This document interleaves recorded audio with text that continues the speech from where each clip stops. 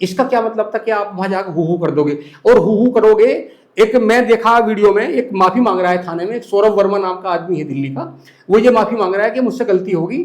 और जब ये वहां पूरा हंगामा चल रहा है तो मैं राष्ट्रभक्ति में सराबोर था और ये सब शूटिंग चल रही थी कि मैं राकेश टिकैत जी ने जो है ऐसे ऐसा कह दिया, तो मेरे हाथ लगा, मेरी उनके हाथ से उनकी पगड़ी गिर गई।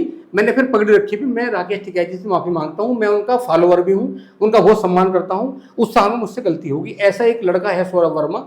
अब वे सब लोग एक नया अध्याय तैयार कर रहे हैं कि भाई इस देश में राष्ट्रवादी कौन होगा, राष्ट्रद्रोही कौन होगा।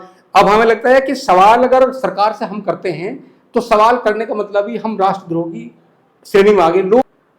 दोस्तों नमस्कार। मुजफ्फरनगर एक बार फिर सुर्खियों में है और अगर हम देखें अतीत के पन्ने पलटें तो 2013 के बाद से अब ये 2025 चल रहा है, लगातार मुजफ्फरनगर सुर्खियों में है। पश्चिमी उत्तर प्रदेश की जो पॉलिटिक्स है, पावर सेंटर बना हुआ है उसका मुजफ्फरनगर। लगातार गन्ने की पॉलिटिक्स हो, उसके आंदोलनों की बात हो तो मुजफ्फरनगर और सिसोली का जिक्र आता है। 2013 के दंगे के बाद पूरी दुनिया में सुर्खियों में रहा मुजफ्फरनगर और लगातार पूरी पश्चिमी उत्तर प्रदेश की पॉलिटिक्स की हवा बदलने में भूमिका निभा रहा है। हमारे साथ वरिष्ठ पत्रकार राजेश शर्मा जी मौजूद हैं। राजेश भाई साहब, आज जिस तरह से टिकैत बंधुओं ने शक्ति प्रदर्शन किया कल की घटना के बाद, कल का घटनाक्रम हम आपको बता दें। कल एक जन आक्रोश रैली कहें, प्रदर्शन कहें, तमाम हिंदूवादी संगठनों का, या यूं कहें कि बीजेपी के अनुषंगिक संगठनों का, बीजेपी से जुड़े हुए संगठनों का, बीजेपी की विचारधारा के संगठनों का एक प्रदर्शन था कल। और जम्मू कश्मीर में पहलगाम की घटना के विरोध में वहां बंद किया गया, प्रदर्शन हुआ और उस प्रदर्शन में राकेश टिकैत, किसानों के नेता, वो कुछ देर के लिए पहुंचते हैं और इसी बीच में एक वीडियो वायरल होता है। चूंकि हम वहां मौके पे मौजूद नहीं थे, हम जो इन्फॉर्मेशन आपको देंगे वो वीडियो के आधार पे दे रहे हैं। और जो समाचार पत्रों में आज प्रकाशित हुआ उसमें ये कहा गया कि साहब उस वहां धक्का मुक्की हुई, हूटिंग हुई टिकैत साहब की, राकेश टिकैत जी की, और उस हूटिंग और उस धक्का मुक्की में उनके सर से पगड़ी उतर गई, जिसको पीछे खड़े हुए एक उनके समर्थक ने अपने हाथों में पकड़ लिया, जमीन पर नहीं गिरने दिया। क्योंकि किसान के लिए, किसान जातियों के लिए, किसान परिवेश से आने वाले लोगों के लिए पगड़ी का एक विशेष महत्व है। भारतीय संस्कृति में पगड़ी की एक विशेष भूमिका है, विशेष अहमियत है, विशेष सम्मान है।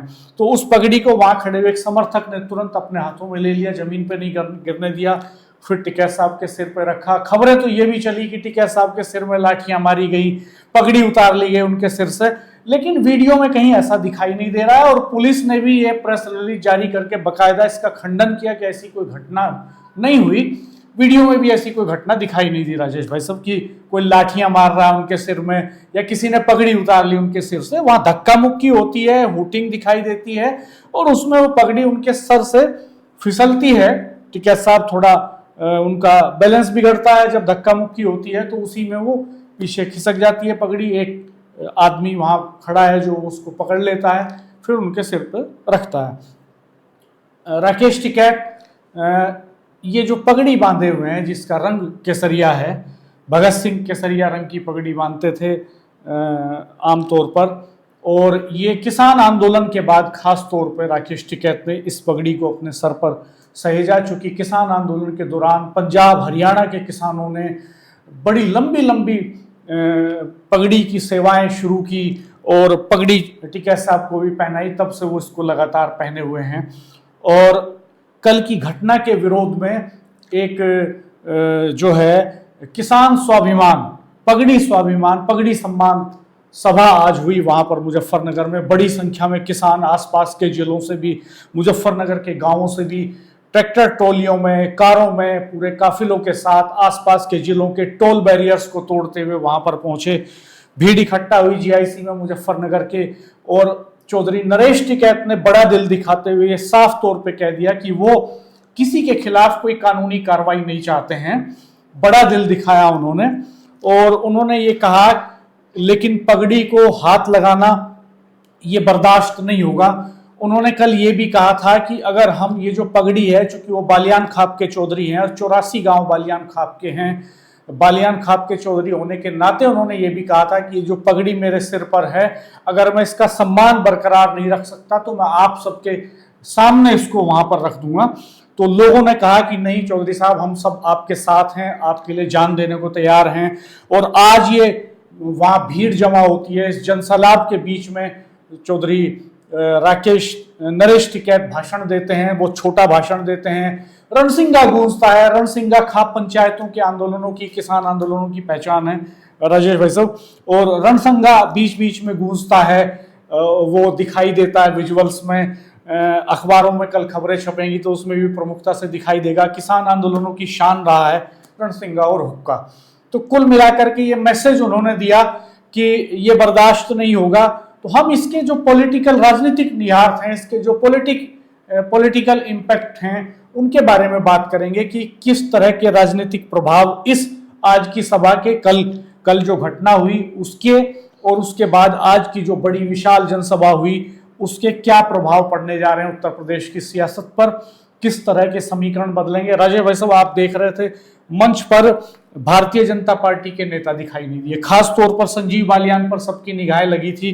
डॉक्टर संजीव बालियान जब 2019 का चुनाव जीते, जिस वक्त दूसरा चुनाव उनका था, 2014 में वो वहां से एमपी चुने गए पहली बार, 13 में मुजफ्फरनगर का दंगा हुआ, फिर वो भारतीय जनता पार्टी के टिकट पर ही दूसरी बार चुनाव लड़े। चौधरी अजीत सिंह उनके खिलाफ चुनाव लड़ने के लिए वहां पर पहुंच गए और चौधरी अजीत सिंह उस चुनाव को हारे थे। तब टिकैत बंधुओं पे भी आरोप लगा था कि उन्होंने संजीव बालियान को सपोर्ट किया।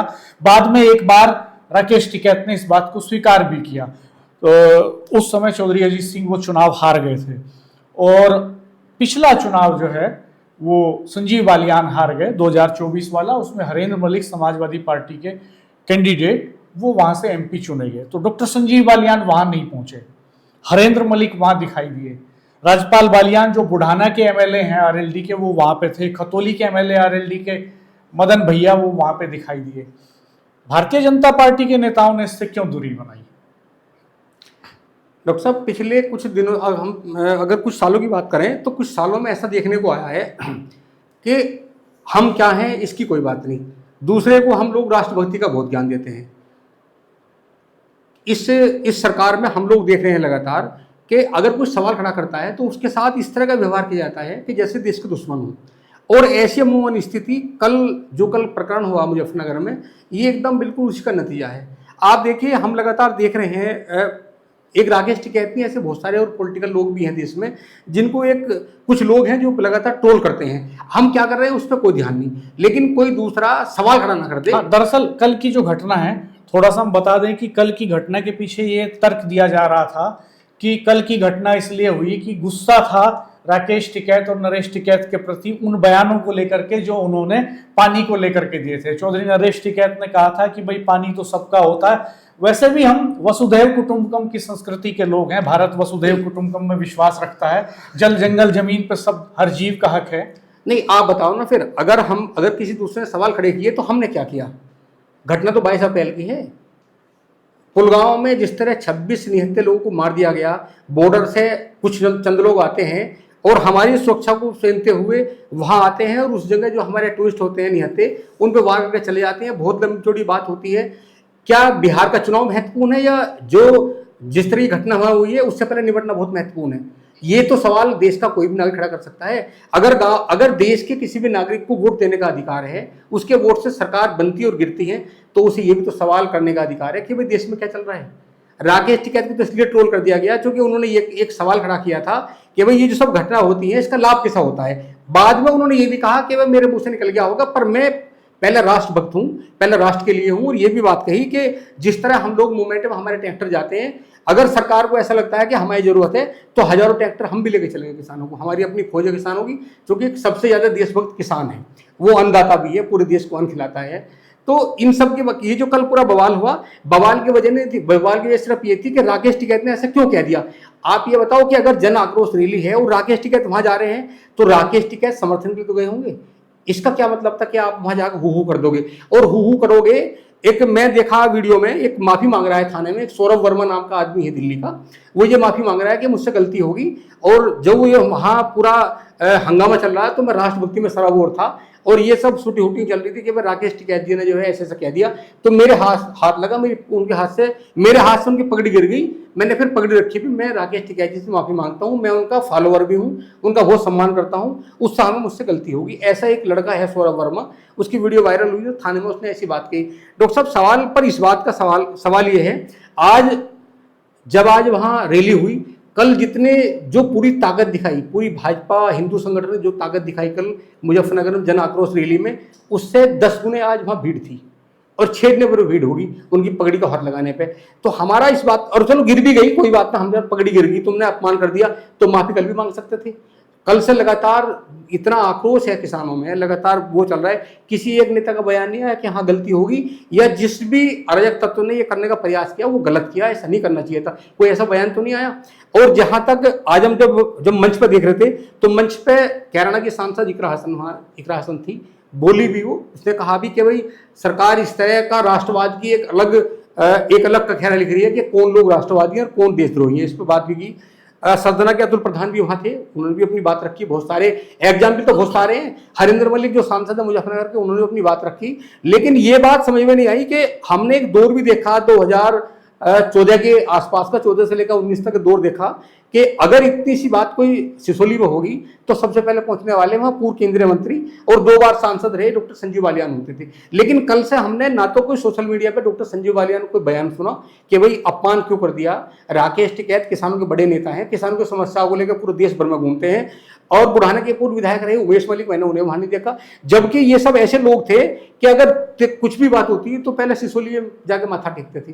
तो इसके पीछे हमें लग रहा है कि ये तो क्योंकि सवालिया निशान है भी कि अभी 24 घंटे नहीं हुए इस प्रकरण को लेकर, 24 घंटे अब रात तक होंगे, क्योंकि कल शाम लगभग 6 बजे के आसपास घटना है, और 24 घंटे बीत जाने के बाद भी कोई बयान नहीं आया अभी तक। आज जिस तरह लोगों में आक्रोश था, जिस तरह किसान वहां जा रहे थे, वाकई में किसानों में ये आक्रोश था। बहुत सारे लोगों से हमने बातचीत की, उन्होंने कहा कि भाई नए हिंदू बने हैं और वो जो है एकदम गुस्से में है, अलग अलग तरह की गाथा लिख रहे हैं। अब वे सब लोग एक नया अध्याय तैयार कर रहे हैं कि भाई इस देश में राष्ट्रवादी कौन होगा, राष्ट्रद्रोही कौन होगा। अब हमें लगता है कि सवाल अगर सरकार से हम करते हैं तो सवाल करने का मतलब ही हम राष्ट्रद्रोह की श्रेणी में आ गए। लोग इतना टोल करते हैं, इस तरह मतलब जैसे दुर्भावना देखते हैं, यानी देशभक्ति की नई परिभाषा है। हाँ बिल्कुल, अगर आप सत्ता से सवाल करेंगे, सरकार से सवाल करेंगे, तो राष्ट्र से सवाल करना होगा। डॉक्टर साहब 2013 से पहले हमने वो दौर देखा जब अन्ना हजारे दिल्ली में बैठे हुए धरने पे, और टोटल कांग्रेस को जिस तरह पूरी मीडिया कांग्रेस को लेकर पूरा सवाल करती थी, पूरा झकझोरती थी पूरे कांग्रेस को। हमें लग रहा है कांग्रेस के तो किसी नेता ने किसी हत्यापाई नहीं की, कांग्रेस के किसी नेता ने उस समय नहीं बताया कि ये राष्ट्रद्रोह है, ये राष्ट्रद्रोही है या ये राष्ट्रभक्त है। अब पिछले 10 सालों में ऐसी स्थिति पैदा होगी, आप अगर सवाल पूछ लोगे तो एकदम ऐसे टूट के पड़ेंगे बहुत सारे लोग जैसे वो बहुत बड़े राष्ट्रभक्त हो। अगर सवाल ये गलत है, अगर ये सवाल पूछना गलत है कि 22 अप्रैल को घटना हुई और 22 अप्रैल के बाद में अगर कोई ये कहे कि भाई पहलगांव में घटना कैसे हुई, और ये कोई सवाल पूछ रहा है कि 22 अप्रैल के बाद में बहुत सारी मीटिंग हुई, बहुत सारे दावे किए गए, बहुत सारे वादे किए गए जनता से, प्रधानमंत्री मोदी ने खुद बिहार में कहा कि मिट्टी में मिलाने का वक्त आ गया, क्या हुआ बताइए। तो उन्होंने किस तरह से, ऐसा कौन सा एक्ट उन्होंने किया जिससे मिट्टी में मिल गया आतंकवाद, ये उनको बताना चाहिए। और ये सवाल जो जातीय जनगणना का आदेश करना था, क्या जो अश्विनी वैष्णव केंद्रीय मंत्री है, क्या वो समय मुफीद था? भाई आप आपसे पहले करते, आप बात भी कर सकते थे। आप एक वक्त कहते थे कि जातीय जनगणना की बात जब कांग्रेस करती थी तो आप कहते थे कि इससे देश के भीतर एकता छिन्न-भिन्न हो रही है, देश के भीतर गृह युद्ध के हालात बनते हैं, इससे लोग आपस में टकराते हैं, हिंदुत्व खतरे में पड़ जाता है। और बड़ा सवाल ये भी उठ रहा है कि जब खुद नरेंद्र मोदी की सरकार ने कैबिनेट में फैसला ले लिया और अश्विनी वैष्णव ऐसे वक्त में इसका डिक्लेरेशन कर रहे हैं जब पहलगाम में पर्यटकों की हत्या होती है, जब पूरा देश निगाहें लगाए हुए हैं कि बिहार में जो स्टेटमेंट दिया प्रधानमंत्री ने कि उसके बाद क्या होने जा रहा है, जब मोहन भागवत जो आरएसएस के चीफ हैं वो प्रधानमंत्री के घर जाते हैं ऐसे वक्त में, तो लोग ये उम्मीद लगाए रहते हैं कि शायद कोई स्टेप इसी को लेकर के लिया गया होगा। लेकिन ये चौंकाने वाली बात होती है कि ऐसे वक्त में भी वोटों के गणित पर ज्यादा काम हो रहा है। डॉक्टर साहब टोटल जितना भी विपक्ष है, मैं देखता हूं विपक्ष के तमाम नेताओं को सुनता हूं, तमाम विपक्ष के नेता ये कहते हैं कि अगर पाकिस्तान के साथ जो भी करना है हम सरकार के साथ हैं। तो ऐसी क्या मजबूरी है कि अभी तक विपक्षी लोगों को एक साथ नहीं बैठाया गया? उनसे कोई मशवरा नहीं किया गया। सरकार तो उन्होंने चलाई है, ऐसे तो नहीं हुआ कि जो सरकार अब चल रही है ये सरकार कहीं अलग से चल रही है। संविधान तो वही है, उसी संवैधानिक दायरे में सरकार चल रही है। और हमें लगता है ये सवाल तो सरकार से आम आदमी को नहीं, हर आदमी को पूछना चाहिए। अगर हमारी वोट से सरकार बनती है तो हमें सवाल क्यों नहीं पूछेंगे। और ये तो सवाल ये बनता है कि 22 अप्रैल के बाद में, 22 अप्रैल, आज हम 3 मई में बात कर रहे हैं, 3 मई होगी 22 अप्रैल से, अभी तक ये सब कहने से क्या पीछे छूट जाएगा कि हमने सेना को खुली छूट दी थी। तो सेना तो सरकार के आदेश पे तो काम करती है। हम मूल सवाल पे लौटते हैं। ये जो घटनाक्रम 2 दिन के भीतर मुजफ्फरनगर में हुआ, इसका वेस्टर्न यूपी की पॉलिटिक्स पर या 2027 के चुनाव की बात करें तो क्या इम्पैक्ट आ सकता है? तब तक किस तरह के इक्वेशंस इससे बनेंगे, बिगड़ेंगे? आज डॉक्टर साहब जिस तरह पंचायत में लोग बोले और लोगों की जिस तरह में संख्या उमड़ी, जो लोगों के बात करने का अंदाज था, उसमें कहीं ना कहीं बीजेपी को लेकर बहुत ज्यादा गुस्सा था। और ये जो ऐसे टर्न होते हैं ये बहुत खतरनाक होते हैं। मतलब एक आपके मन में क्या था कि कुछ चुनिंदा लोग आए और आप निशाने पे आप वोटिंग कर रहे हो, निशाने पे एक आदमी कि आप उसके मान सम्मान से, जो किसान का मान सम्मान है, धक्का देने का प्रयास करते हो। और मुझे तो ये भी लगता है कि जो आदमी माफी मांग रहा है, हो सकता है वो ना भी हो, पर मुझे लग रहा है कि पिछले 20-22 घंटों में ये सब भी वे लोग तय कर रहे हों कि भाई माफी कौन मांगेगा। कहीं कोई ऐसा आदमी ना हो जाए, पता चला कि यहाँ को जाति दुश्मनी बन जाए या आपस में जातियों का, क्योंकि माफी मांगने वाला यहाँ का नहीं है मुजफ्फरनगर का, वो दिल्ली का है, दक्षिण दिल्ली का। तो दक्षिण दिल्ली का माफी मांग रहा है। अब सवाल ये भी है कि दक्षिण दिल्ली का यहाँ हो सकता है आ गया हो, रिश्तेदारी में आ गया हो, या कोई भाजपा कार्यकर्ता हो या हिंदू संगठन का हो, इसलिए उत्साह में आ गया हो। माफी मांगी है उसने, जो दिल्ली का, उसने बताया मूल रूप से कि मैं दिल्ली का रहने वाला हूँ और मैं हाथ जोड़कर माफी मांगता हूँ। ये माफी भी 20 घंटे बाद मांगी है, वो उस समय भी सामने आ सकता था। हालांकि पुलिस ने कुछ लोगों को पकड़ा, उसी में ही जो है ये बात सामने आई, निकल गए। और भी कहना है कि और बहुत सारे लोग हो सकते हैं। अब जिस तरह आज पूरा लोग वहां बोले और जिस तरह लोगों में सरकार को लेकर गुस्सा था, गुस्सा उस हर जितने भी वक्ता थे बोलने वाले, चाहे वो इकरा हसन हो, चाहे हरिंदर मलिक हो, चाहे बुढ़ाना के विधायक राजपाल बालियान हो, चाहे खतौली के विधायक मदन भैया हो, चाहे सदर के विधायक अतुल प्रधान हो, और चाहे खुद नरेश टिकैती हो, इन तमाम लोगों ने, ऐसा कोई वक्ता नहीं था जिसने पाकिस्तान का जिक्र ना किया हो, जिसने पहलगांव का जिक्र ना किया हो, और जिसने ये ना कहा हो कि हम सरकार के साथ हैं, पहलगांव पे सरकार कार्रवाई करे। लेकिन अगर इस तरह दूसरे को टोल करोगे, दूसरों को आप जो है उन्हें देशद्रोही साबित करोगे, उनके साथ में अवैध व्यवहार करोगे, मुकदमे दर्ज करोगे, तो फिर आमना सामना होगा। इससे फिर देश की जो शांति है वो खतरे में पड़ेगी। बिल्कुल। और यूनिटी पे कहीं ना कहीं संकट के बादल होंगे जब इस देश में इस तरह से बड़े नेताओं के बारे में टिप्पणियां होंगी। दरअसल ये जो ट्रोल आर्मी है, जो जिसको आईटी सेल कहते हैं राजनीतिक दलों की, इसकी शुरुआत 2014 के चुनाव में भारतीय जनता पार्टी ने की थी। बड़े पैमाने पे उन्होंने इस आईटी सेल का इस्तेमाल किया, फिर बाकी दल भी करने लगे, और आज तो सारे राजनीतिक दल खुल के मैदान में तलवारें लेके आईटी सेल पे में उतरते हैं और सारे सोशल मीडिया प्लेटफॉर्म्स पे एक्टिव रहते हैं। ऐसा लगता है कि राजनीतिक दलों की इन आईटी सेल्स ने पूरे समाज को बांटने का ठेका ले लिया है। वो किसी भी सही बात को भी हम बात करें, अगर नेवी के अफसर नरवाल की शहादत जो पहलगाम में हुई, उनकी पत्नी ने कहा कि ये हिंदू मुस्लिम का मसला नहीं है, आतंकी घटना है और इस आतंक के खिलाफ कार्रवाई होना चाहिए। तो जब ये स्टेटमेंट वो देती हैं तो पूरे देश भर में उनके खिलाफ अश्लील ट्रोल आर्मी जो है अश्लील कमेंट्स करती है उनकी पिक्चर के साथ, और बहुत भद्दे तरह से पेश किया जाता है। तो ये जो ट्रेंड है ये दरअसल समाज को बांट रहा है। जो भी नागरिक सरकार की या सत्ताधारी दल की आइडियोलॉजी से एग्री नहीं होगा, डिसएग्री करता होगा, उसके बारे में इस तरह की इमेज क्रिएट करने का काम ट्रोल आर्मी आमतौर पे करती है। बड़ा सवाल ये हो गया है कि क्या कोई राजनीतिक दल, क्या कोई राजनेता राष्ट्र है, या राष्ट्र इस देश के 125 करोड़ से ज्यादा लोग हैं, जिंदा इंसान हैं? क्या राष्ट्र कोई भौगोलिक सीमाओं के दायरे में बसा हुआ क्षेत्र ही है, उसमें जिंदा इंसान नहीं है, जिंदा इंसानों की कोई अहमियत नहीं है, नागरिकों की कोई अहमियत नहीं है? ये सवाल आज बड़े हो गए हैं। आप क्या सोचते हैं दोस्तों? आप जरूर बताइएगा।